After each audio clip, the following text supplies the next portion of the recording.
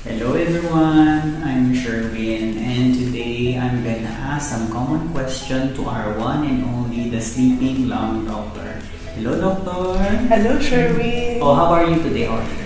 Ngayon, ayan, medyo nakakatamad, no? Kasi malamig. Kaya medyo inaantok po talaga tayong lahat. Okay?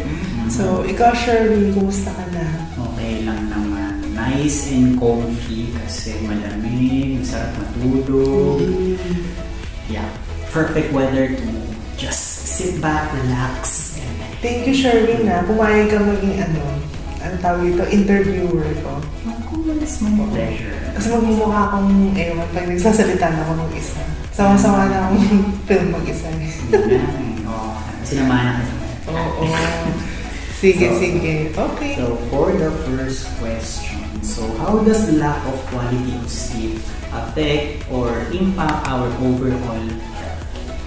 So, ang pagtulog po kasi, no, sige, I think kilala niyo na po ako na I'm a sleep specialist, no? So, ayan. So, I am more knowledgeable on this topic, no, than any other people. Okay?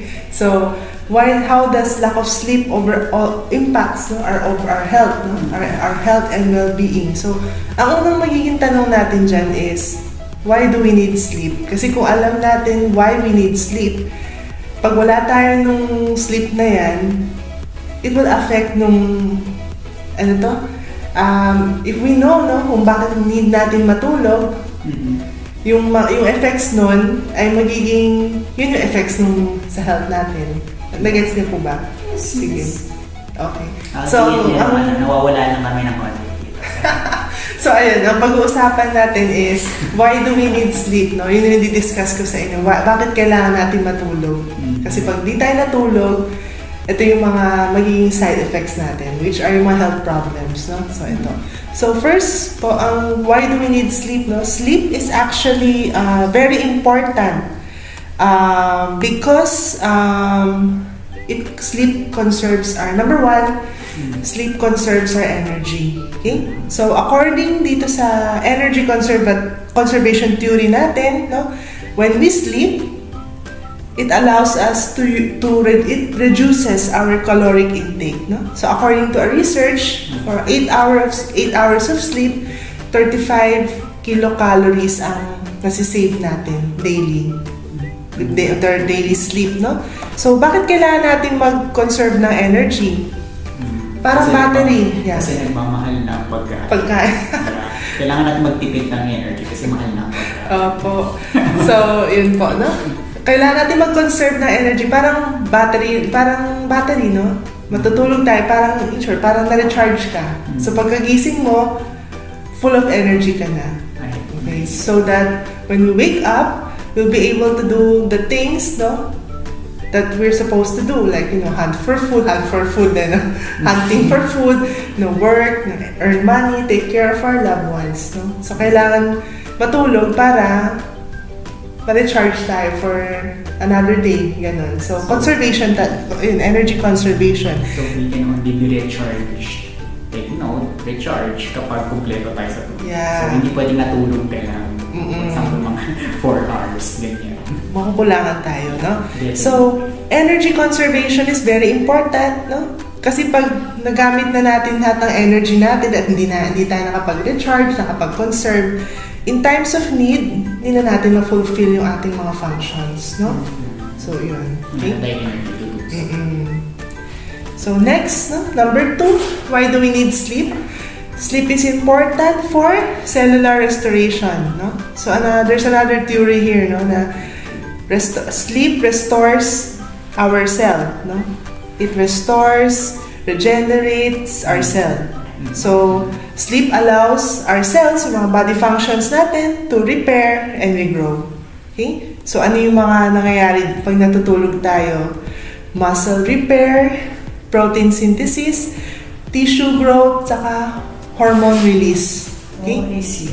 Yeah. That's why sabi pala ng friend ko sa gym, sleep is as much important as the exercise itself. So, hindi daw mag-work yung workout if kulang ka daw. Yeah, paano ka magbubuhat? Parang gano'n. Yeah. Pag wala kang tulog, no? You won't have the energy to do so. Okay. So, third function ng sleep natin, this is my favorite one. This is actually very important. Brain function, no? Bago lang to, it's a new theory. It says, our brain kasi we have parang isang system, tinatawag nating lymphatic system, no? Ang lymphatic system, ang ginagawa niya, wina-wash away niya yung mga toxic waste na nagbi-build up. When we don't, pag di tayo natulog, kasi pag halimbawa, pag-gising tayo, with all the stress, mga iniisip natin na kung ano-ano pumapasok sa mind, it builds up toxic chemicals, no, in the brain. Itong mga toxic chemicals na nabibuild up, this will cause Alzheimer's in the future.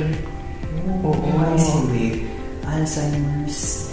It's like parang, so it's surprising to see na yung Alzheimer's pala, it's like a build-up of some sort of build-up of waste na jump. I see.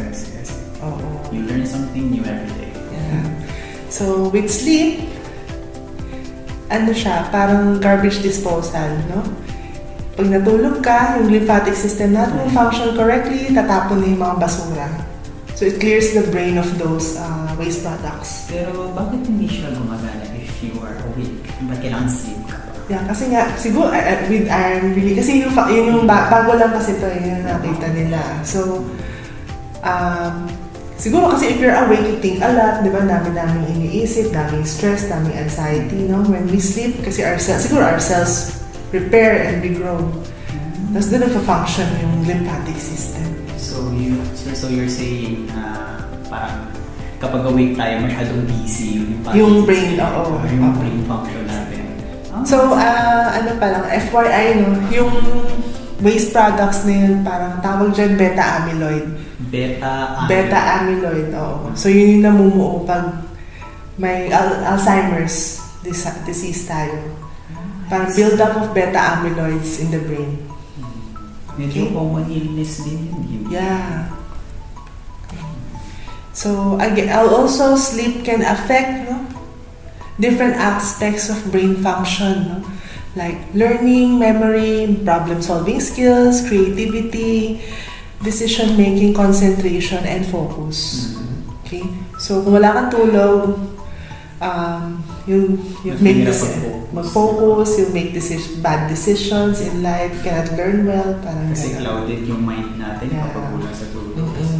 Napagod ka na, tapos gagawa ka pa ng mga doon ay gagawa ng mga maling decisions. So, wrong decisions in life. Okay? So, number 4, emotional well-being. No? So, similarly, sleep is necessary for emotional health. No? So, during our sleep, yung brain activity kasi natin, nag-i-increase, no? Especially dun sa areas na nag-regulate ng ating emotions, no? So, sleep supports brain function and emotional stability. Okay? So, kung wala tayong masyadong tulog, mas we get stressed more, tapos we act more aggressively. Yeah. So, parang sleep and mental health are intertwined. So, lack of sleep, totoo to, leads to mental health issues. Yeah. Mental health issues then can also lead to sleep. So, parang intertwined siya. So, the key here is just to sleep complete. Para matulog ka lang ng kompleto. Saka most common causes of insomnia, hindi organic problem sa brain kung parang mental health. Most patients having insomnia, they suffer also psychiatric conditions like anxiety, depression. So hindi siya insomnia as is na insomnia lang. So, dapat may cause talaga. May reason kung bakit ka nagkakaroon ng insomnia. Unless may organic brain problem tayo. Okay, parang makatulog kapag meron kaming project na next. Yeah, because you're anxious, no? Iniisip mo talaga siya. Okay? Sige. Tapos number 5, ano yung why do we need sleep? Ito ang favorite natin to lahat, no? Weight maintenance. No? Weight maintenance. Ayan. So, to lose weight, kailangan daw natin matulog. Oh. No? Yeah. Really? Yeah. Because sleep can affect our weight by controlling our hunger hormones. No? So, in the body, meron tayong hunger hormone at meron tayong satiety hormone. No? Yung hormone na to, ang parang nag-lecture na ako na, ay ghrelin and leptin. Yung ghrelin, tatandaan mo lang, di ba, letter G, yung turo ng mga prof ko dati, gutom. So, it increases your appetite. Oo, so, gutom. Kasi ghrelin and G. So, it increases your appetite. So, ang kabaligtaran niya, si leptin naman, increases the feeling of being full after eating. So, pag natutulog tayo, si ghrelin, yung gutom, mabagsak siya, magdi-decrease siya. So, less gutom tayo. So, we eat less when we sleep. So, yeah, in some, siguro, parang ka lang nag-lose weight, no? Parang weight loss regimen siya. Ganon. See, it makes sense. So, ganun lang siya. So, may research din, no, sabi nila, pag chronic sleep deprivation, no, may be associated with increased risk of obesity. So, yeah. Yeah, kasi nga, tumataas ang gutom hormones natin. Yeah. Okay? So, kung may obesity ka, leads to type 2 diabetes, metabolic syndrome. So, yung being obese is more something to do with our hormones kaysa naman sa personality. Siguro, yeah, most likely hormone, pero minsan personality din. Kasi nakikita ko rin minsan, di ba, may iba mahilig talaga kumain. They really eat a lot. Baka naman kulang lang sila sa tulog, hindi nila mag-control yung desire. Yeah, could be. Or may sleep deprivation po talaga. Yeah. Okay? So, yun yung pang ilan ba to? Pang 5, no? So, yung pang 6 natin, sleep, can lead to proper insulin function, no? So, familiar kayo sa insulin. So, yes, sila yung yung parang pinapababa niya yung sugar level. Yeah. Para dito magka-diabetes. Yeah, agree. Oh, no? diba? Kasi, wow. So, kung may diabetes ka, may resistance ka sa insulin. Okay? So, pangit yung insulin mo. So, mataas ang sugars natin, no? So, with proper sleep, it prevents you from having diabetes or high blood sugar kasi nare-regulate na yung insulin properly. So, it makes parang function na yung parang inaayos na yung insulin natin. Okay? Ang kamag-anak ko pa naman, matataas yung mga blood sugar nila. Alin po? Ang kamag-anak ko pa naman matataas. Yes. O baka kulang sa tulog ang mga yan. So, sleep protects against diabetes, no? Against insulin resistance. Okay? So hindi na siya yung diabetes, may iba na ako ng So, hindi siya yung parang kaya ka lang ng kaya ng asukal. It's more like meron ka lang resistance sa insulin. May dalawang types no? Type 1, type 2. Yung type 1, parang more on sa mga bata. So, big sabihin, pag pinanganak pa lang siya, sira na yung insulin function in the pancreas. So, diabetic type 1. Type 2 naman, sa mga medyo matatanda, no? You eat sugar a lot. So, eventually, over time, nawo-worn out na yung function ng insulin. So, nagiging insulin resistance na tayo. I see. Yeah. So, ma-fix naman siya with sleep, in a way. Yeah, so, in some degree. Pero, syempre, you should not replace them with your medication. So, kung diabetic ka, you should see a diabetic expert or an endocrinologist. Kailangan mo rin ng gamot. Natulog naman ako, may diabetes pa rin ako. Yeah. So, that's it will not help you na kasi maybe it's too late na. So, still, you need to properly take your maintenance medications. Okay? Hindi siya yung kapalit na. Oo. Pag nakala nila, matutulog na lang ako. Natulog naman ako, pero bakit may diabetes pa rin ako? That's not the answer. Yeah. Okay. So, 7. No? So, the 7th reason why we need sleep is for immunity. No? Immunity. No? So, a healthy immune system depends on our sleep. Okay? So, pag sleep deprived, it inhibits our immune response. So, bagsak ang ating immunity. Kung bagsak ang immunity, we get sick, we easily get sick kasi our body cannot defend yung mga bacteria and viruses. Yan, ganon. Okay? So, does that explain why parang at my younger age, kasi parang sinisipon na kasi ako kapag ano naman, parang kapag lalo ba akong kulang sa tulog, siguro may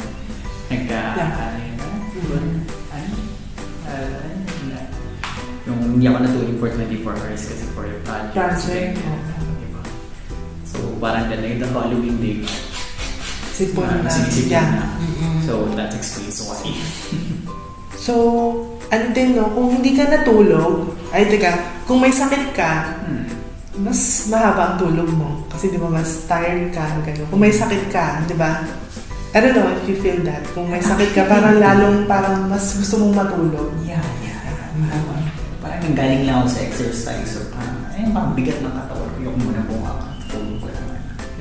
Wala rin akong appetite kapag may sakit. Diba? For some reason. Parang gusto mo na lang matulog. Yeah. Tulog lang ang tulog. So, pag sleep kasi, pag natulog tayo, our body produces enough cytokines, antibiotics, so that, antibiotics to win, antibodies. Wow. So, our body produces antibiotics, antibiotics talaga yung favorite ko, no? Antibodies to fight off infection and inflammation. Bakit kaya antibiotic iniisip ko? Kasi letter B.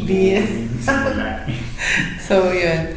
So, these molecules, ng mga cytokines and antibodies can prevent sickness by destroying those harmful bacteria and viruses, mga harmful germs natin. So, kaya when you're sick or when you're stressed, kailangan natin matulog para meron tayong enough immune cells and proteins to fight off our infection. Okay? So, yun. So, lastly, may isa pa. Ito yung isa rin tong important, heart health, no? Pag natulog tayo, sleep supports a healthy heart, no? So, there's a link actually between heart disease and poor sleep. Okay. Sabi nila, if we don't get enough sleep, it can actually hurt your heart, no? So, nagkakaroon tayo ng heart diseases like high blood pressure, increased inflammation, increased cortisol level, insulin resistance. Itong mga to kasi can eventually affect your heart. So, nagkakaroon tayo ng mga heart attacks, strokes. Ganun. Para overall na siya. Namatay sa stroke. Sino? Lola ko namatay sa stroke. So, yeah. Oo. Okay? Tapos sabi rin nila, no, pag kulang tayo ng tulog, kasi when we sleep, no, meron tayong tinatawag na BP dipping. So, bababa yung BP natin when we sleep. Kasi nga nakarelax tayo, di ba, nakakonserve yung energy. So, bababa talaga yung BP. Pag di tayo natulog, constantly, tataas ang BP natin. Because hindi nagdidip yung blood pressure eh. Gising ka eh, di ba? Yun na yung time na magdidip ka. So, kung wala kang tulog, like sleep deprivation, or tinatawag yung sleep apnea, no? Gising na gising every time, parang tagpi yung tulog, hindi bababa yung BP, hindi bababa yung BP, hindi magdidip yung BP natin, yung physiologic dipping at night. So, constantly mataas siya. Then, masa-stress ka din kasi wala kang tulog, di ba? So, arrhythmia, irregular heartbeat, yun yung mangyayari actually kung wala kang tulog. wow. So, yun. Yun yung 8 reasons why we need sleep, no? Wow. So, kung hindi tayo natulog, that's how it will affect our well-being. So, poor immunity, poor heart, poor heart health, tapos, ano pa ba? Causes Alzheimer, poor concentration, ganun. I see. Speaking of poor health, mga patients naman. So, what are the most common sleep illness yung mga na-encounter mo in your profession? Sleep illnesses, no? Ang most common actually is insomnia. Insomnia, hindi makatulog. I see. Oo. Tapos yung pangalawa, medyo sumisikat na rin to. I think you heard of it, no? Obstructive sleep apnea. Yung mga humihilik na yun, tapos nag-choke paggabi. Isa rin yan. I see. May na-encounter ka na ba medyo unusual na mga illness? during yung practice ko, during my training, practice or training, ano pa bang mga unusual? Yeah, I have a case of REM behavioral disorder. Ano yung REM? REM behavioral, oo. Kasi ano to, like parang anong epic pa kayo. epic, no? So, ang REM behavioral disorder, ibig sabihin, kasi di ba may dalawang klaseng sleep? Okay. Yung dalawang stages ng sleep, meron tayong NREM, non-REM, tsaka REM. Yung REM kasi, yun yung nananaginip tayo. REM is nananaginip tayo nung time niya. So, ang ginagawa kasi ng body natin, pag nananaginip tayo, nire-relax niya. Kasi kailangan natin mag-relax. Otherwise, i-act out natin yung dream. So, kung nananaginip ka, tumatakbo ka, tatakbo ka talaga. Kung hindi lang parang hindi niya pinaralyze, no? So, ang nangyayari sa REM behavioral disorder, nakalimutan nilang i-paralyze yung katawan niya. So, na-act out niya. Yeah. So wait, yung mga may ganong mga disorders, sila yung parang nandun yung mga sleepwalkers, ganyan. Yung sleepwalker, ibang entity siya. Ang non-REM siya. Itong mga REM, yun yung usually mga matatanda na may Parkinson's, may problem no, sa brain. So, nagko-complain yung asawa na tumatayo ay may parang sinusuntok sila kasi nananaginip pa na nakikipag-away. I see. So in short, they act out their dreams. I see. Parang hirap yan para sa camera mga tao. Tinatali lang. Hindi mo kang malikot. Parang sinasabihin nila parang may sapi yata. It turns out may na-encounter din ako dati. Nag-i-sleep talk naman siya. Para, ano yung sinasabi? Parang sinagot niya yung nanay niya in a certain sense. Pero hindi naman para napagsabihin siya ng nanay niya during that time. Pinamaalala ko nangyari. Nasa sleep talk lang siya. It turns out.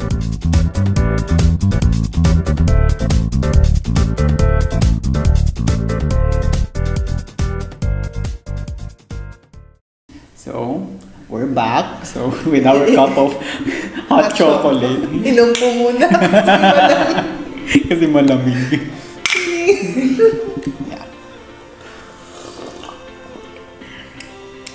Lakas mo sumipsip pa. Sorry. Baka mahigop ako. May bagyo eh. Tapos malang, nung sumisip ako, parang yung lahat ng mga gamit sa labas na paano yun, napahigop dun eh.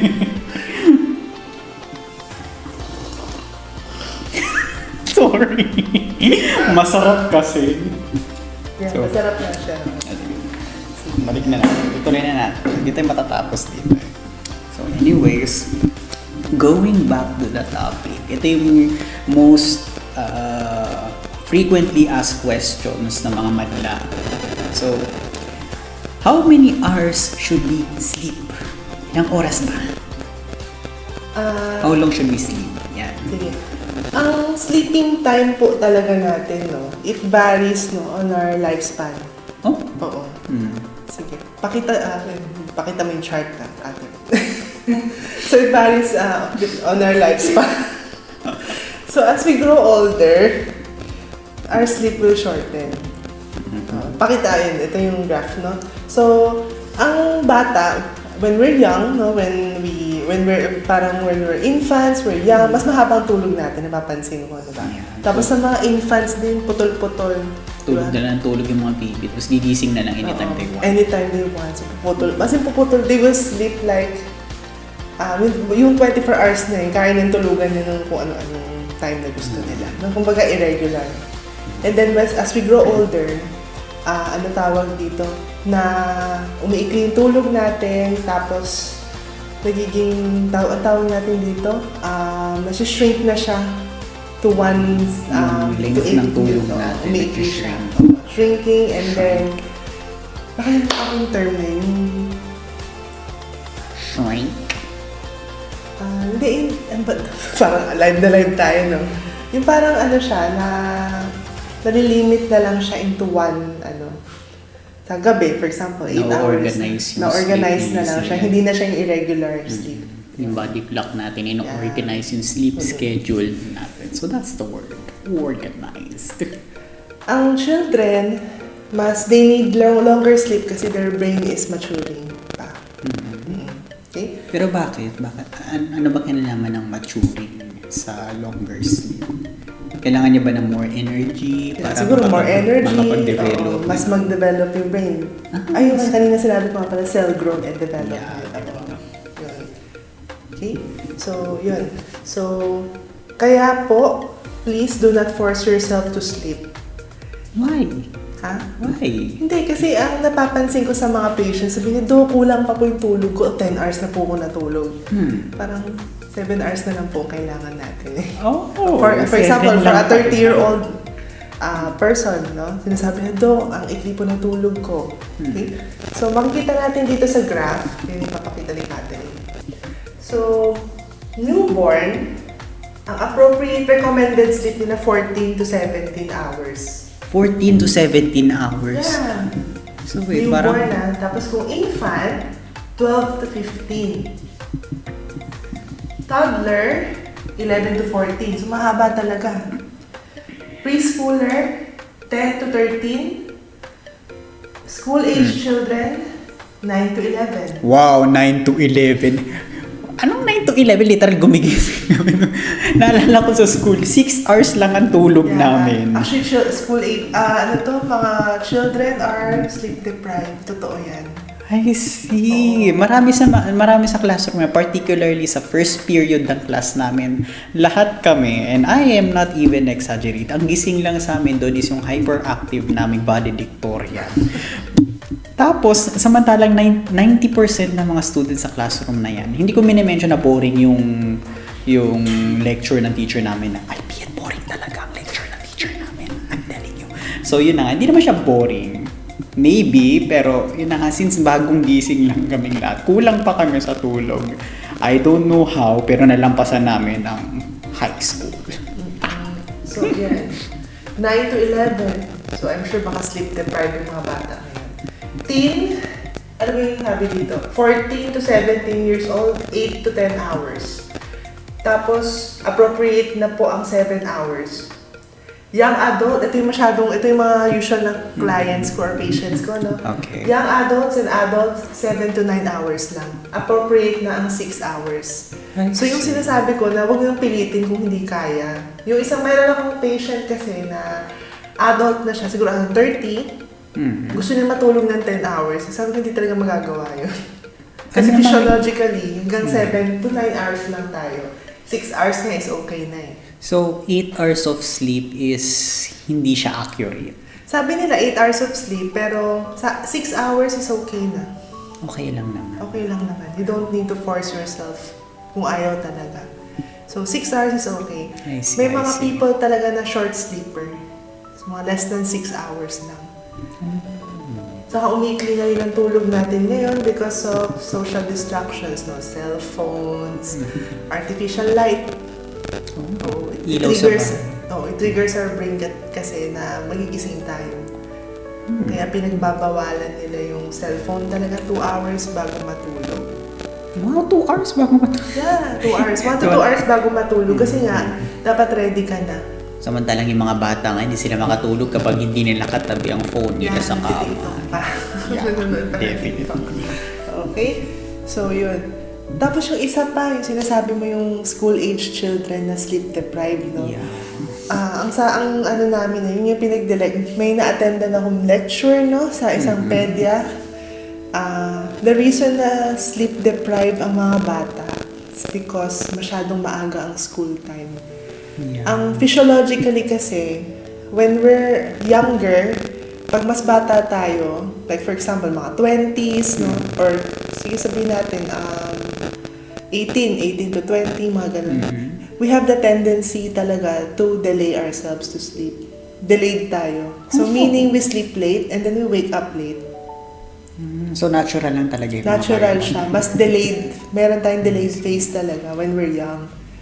And then, pag nag-reach na tayo, siguro around 40s to 50s to 60s, pag medyo senior citizen na, sila yung mga maaga talaga maaga matulog. siya natutulog. Physiologically yun, no?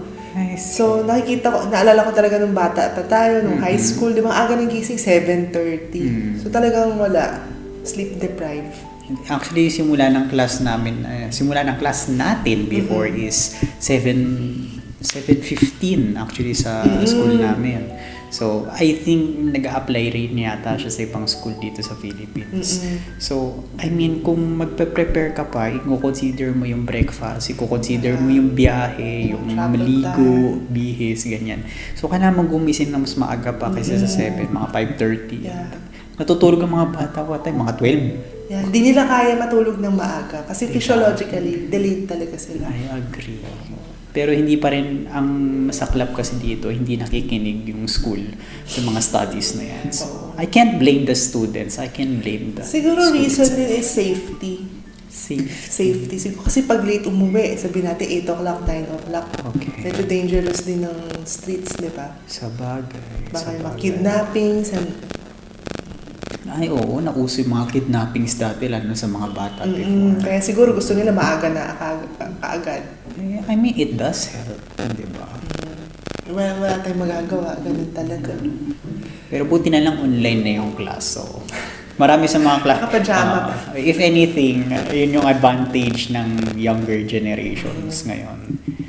Pero stressful pa rin daw kahit online, Too bad. Ang maganda sa online, siguro pwede nilang iset ng medyo late yung class. Saka late sila total sa bahay lang naman. Sa bagay. Tsaka mas safe, di ba? Kasi Yeah, nasa safe. vicinity Sa bahay. lang sila ng bahay. Kasi malayo pa yung travel time. Tapos, ang sabi nga nila, if you allow parang yung children daw, pag pinag-aral mo sila, pinapasok mo sila ng school, around 7 o'clock, parang you're forcing an adult to wake up and work at 4 a.m. Ganun yung comparison nila. So, gusto mo bang gumising ng 4 a.m. para magtrabaho? Hirap naman yata. Yeah. Unless alam ko meron tayong airport ng mga araw dapat. Oo, pero ganun. Kasi nung time, medyo pag 4 a.m. kasi, antok time natin yan. Yeah. Dun, pinagbabawalan nga nila yan mag-work kasi prone to accidents, di ba? Mami nagda-drive, truck driver 4 a.m. Diba? Yung susunod pala natin, pwede natin pag-usapan ng shift work. Oh yeah, shift work. So yung At saka mga... na yan masyadong mahaba. Yeah. So that's all for today. Thank you so much for listening. Please tune in for the next episodes. Sige. So, please subscribe and like And share. And share, of course, the channel. My channel, no? The Sleeping Lang Doctor. Yeah, your channel. Yeah. Sa ngayon, yun muna pag-uusapan kasi baka maubusan na tayo ng Yeah, I episode agree. pag sobrang haba. Thank you. Tulugan na tayo.